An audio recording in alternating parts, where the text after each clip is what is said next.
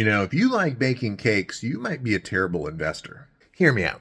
See, back in the 1950s, Betty Crocker had a problem. Their instant cake mixes weren't selling.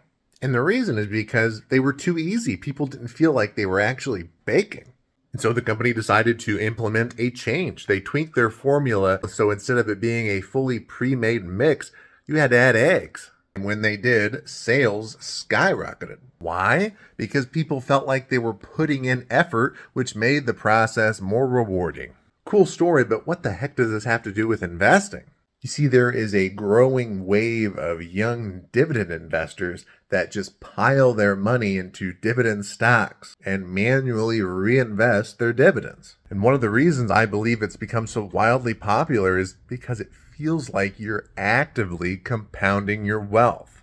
Nearly every month you can get a dividend and it triggers that cheap dopamine. And to top it all off, these investors get to feel like they're being smart with their money. But just like adding eggs, it's just a psychological trick. Because the truth is, dividends are for retirees. You have these young, naive investors building positions in companies in low-growth industries. And every time they get a dividend, it gets taxed as their earned income, which is usually a higher rate. In short, if you prioritize dividends over overall returns, you're leaving money on the table. So are you investing to maximize returns, or are you just cracking eggs and feeling productive?